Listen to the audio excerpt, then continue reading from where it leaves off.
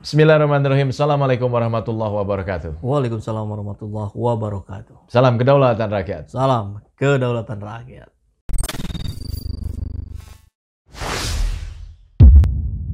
Ini ada hubungannya dengan kinerja pemerintahan di bawah Presiden Joko Widodo kan. Jadi survei Litbang Kompas itu menyebutkan 64,5% responden tidak puas dengan kinerja pemerintah dalam hal mengendalikan harga barang dan jasa, Kang.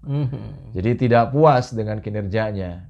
Ini tercermin sekali dari survei tersebut bahwa pemerintahan Presiden Joko Widodo tidak, atau tepatnya belum lah ya. Kalau tidak kan jelas tidak. Ini belum mampu untuk mengendalikan harga-harga. Oke.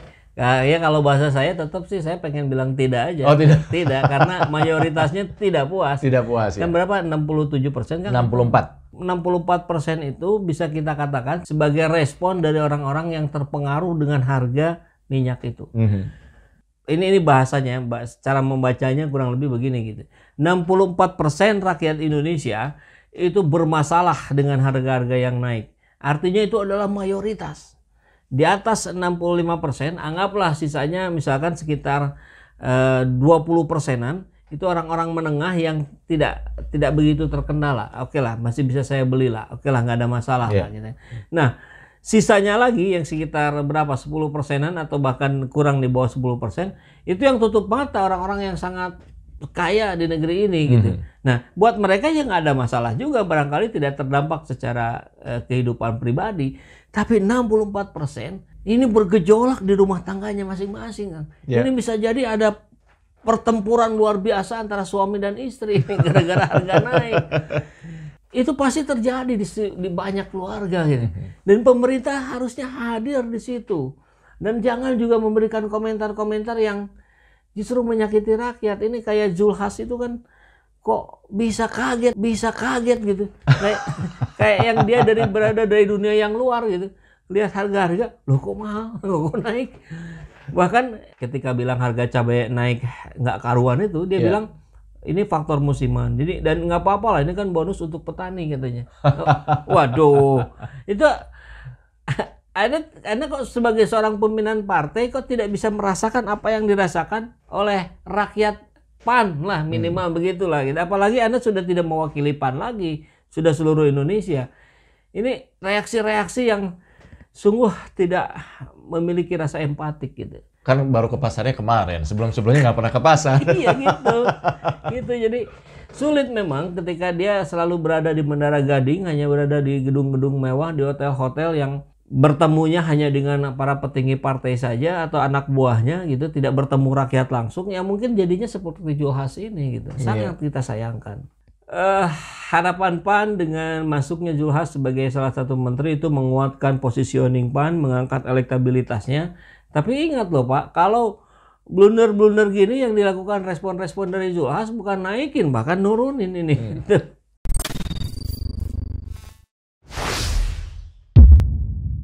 Zulkifli Hasan lagi maju Bu, maju.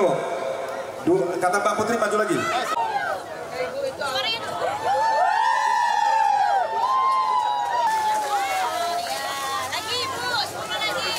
Ayo lagi maju.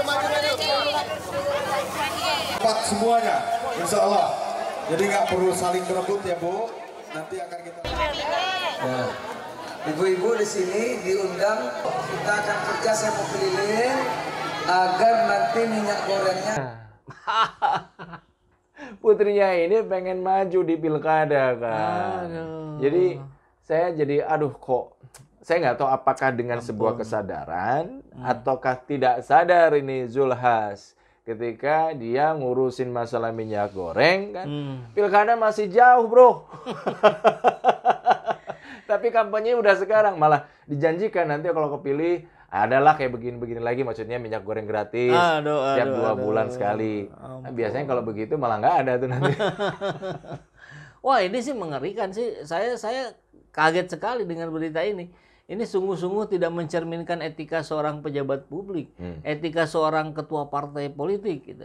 Apalagi dia mengendorse anaknya sendiri dalam ruang publik yang harusnya dia manfaatkan betul-betul untuk menunjukkan profesionalitas dia sebagai Menteri Perdagangan yang bertanggung jawab terhadap permasalahan minyak, kok malah berkampanye untuk anaknya gitu. Oh, tapi mungkin ini Kang, kan minyak itu sudah diserahkan ke Luhut, jadi dia nggak lagi ngurus minyak gitu.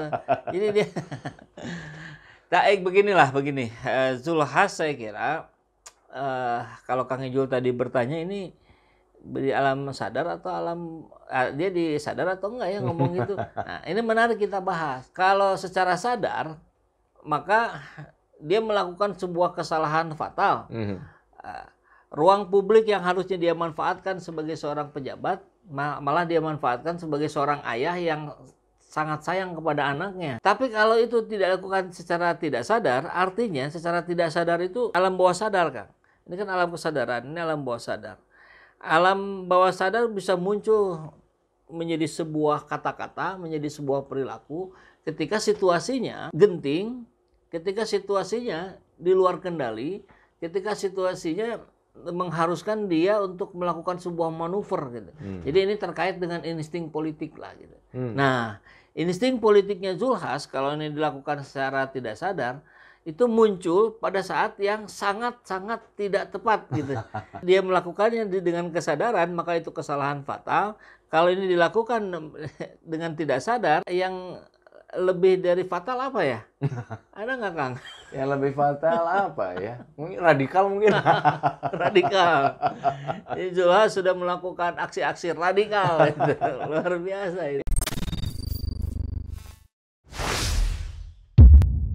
Alhamdulillahirrabbilalamin, saat ini banyak sekali sahabat-sahabat dari Saiful Zaman Channel yang menjadi patron dari kegiatan ini, yang mendukung, yang mensupport dengan berbagai cara. Luar biasa, via WhatsApp, via grup, via media sosial lainnya. Bahkan tidak sedikit yang kemudian mendonasikan uangnya untuk perjuangan kami di medan dakwah ini. Ya jelas hal ini sangat membantu keberlangsungan channel ini karena kebutuhan pun kemudian bertambah. Tidak bisa lagi ini dikerjakan oleh 1-2 orang. Kita harus merekrut lebih banyak orang. Dan itu jelas membutuhkan dana yang tidak kecil. Oleh karena itu buat sahabat-sahabat semua yang terus mendukung kami, doakan juga kami untuk mampu istiqomah, untuk mampu terus menyuarakan dan menggemakan suara hati rakyat. Dan seperti biasa, bagi yang ingin membersamai kami dengan membantu operasional channel ini, sahabat bisa mendonasikannya ke nomor rekening yang ada di bawah sini. Dan silakan untuk mengkonfirmasikannya ke nomor yang ada di sini.